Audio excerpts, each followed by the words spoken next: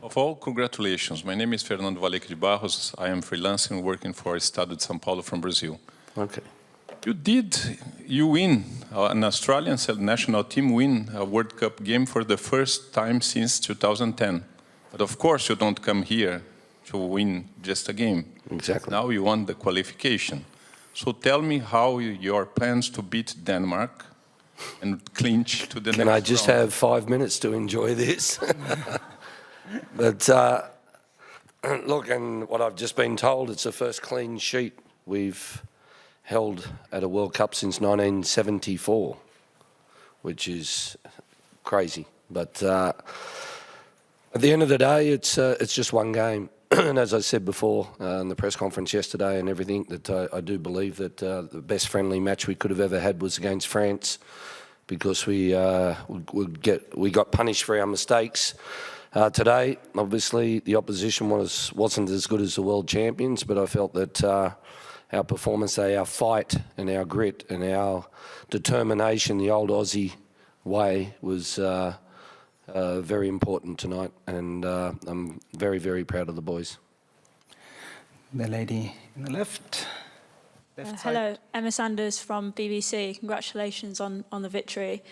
I just wondered how the mindset of the players differs, knowing that you can go into that final game with qualification actually in your own hands and not having to rely on results elsewhere.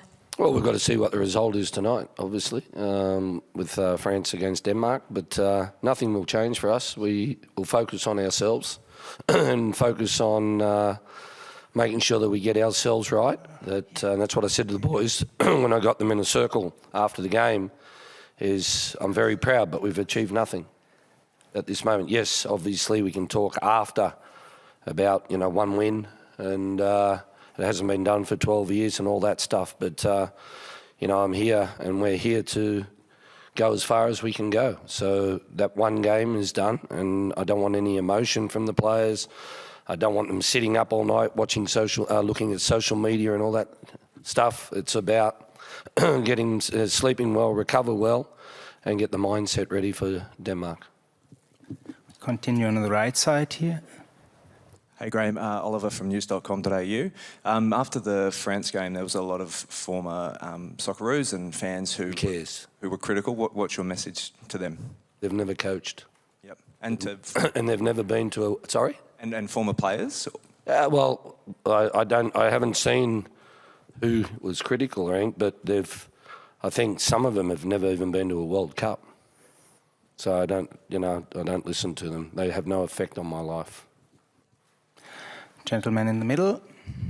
Graham, Joe Barton from Daily Telegraph, mate. We saw Martin Boyle was here today. Obviously, he's still with the squad.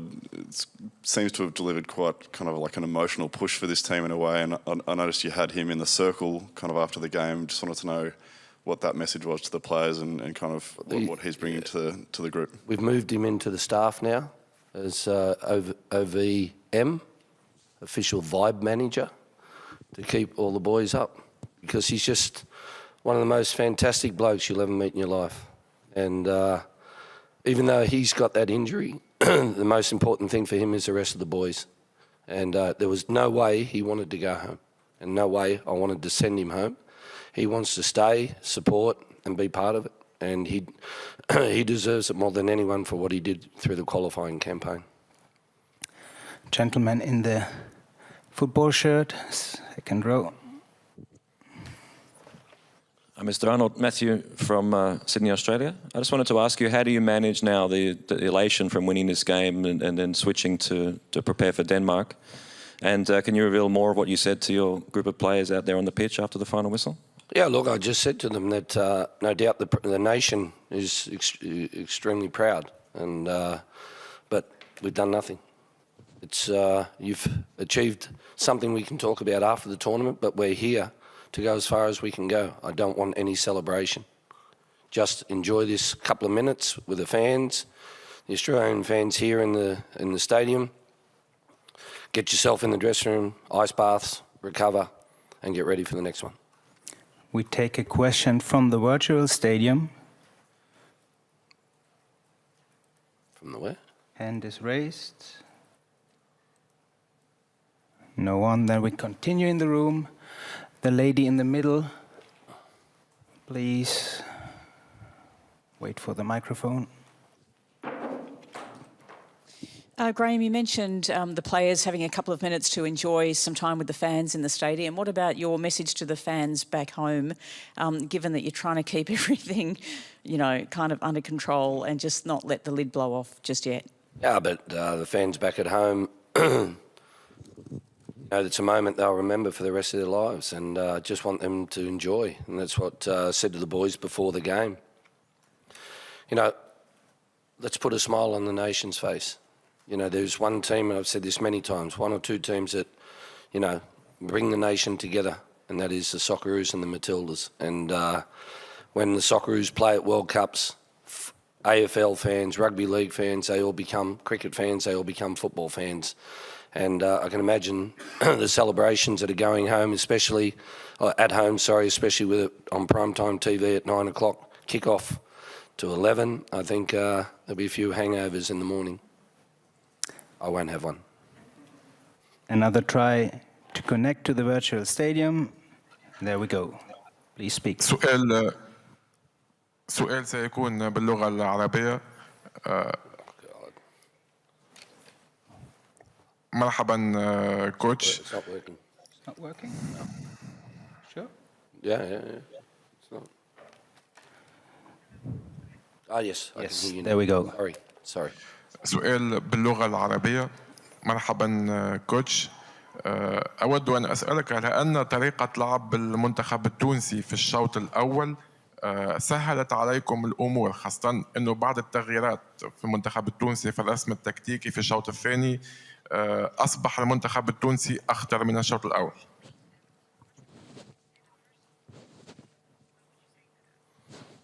Yeah, look, I think that we started the game very well, defensively in a 4-4-2, and they only had one intention, and what was important was that we were getting in their faces and giving them no time on the ball.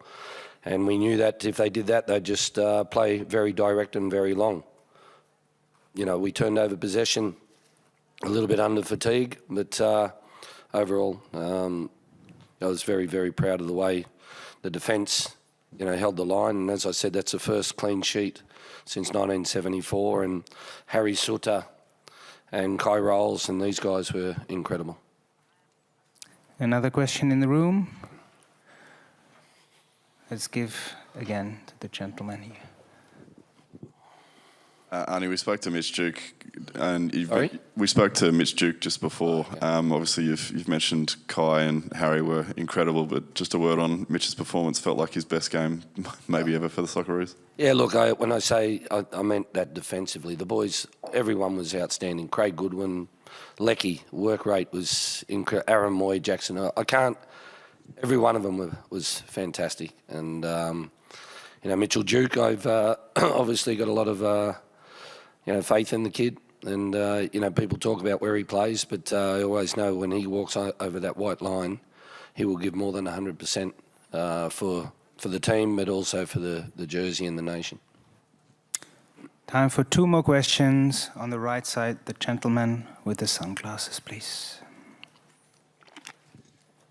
After the Duke's goal, I saw you sort of giving a message to the players. What were you telling them, and what lessons do you think that the players learnt from the France game? Yeah, look, I think, I know the next 5 minutes after a goal is scored is so important mentally, and you've got to continue playing. Otherwise, if you're celebrating that goal emotionally, that's when you can concede. And it's about keeping switched on and with no celebration at all, and going for the second goal straight away. Last question to the gentleman with the glasses, left side. David Weiner from Keep Up. Graham, talk us through the last 10 minutes. How excruciating and nervous were they? But how proud of you the way the guys withstood that barrage, and particularly when they must have been exhausted with and also a note on the captain, Matt Ryan, who really stood up with those aerial balls coming in late. Matty, fantastic. But when you see Aaron Moy, one of the quietest people I've ever met, pumped up like that after he did that tackle, and to the crowd, it inspires the rest of the team. And then Harry Sutter's tackle, where he got across and those type of things are inspirational, and it really edges the rest of the boys on.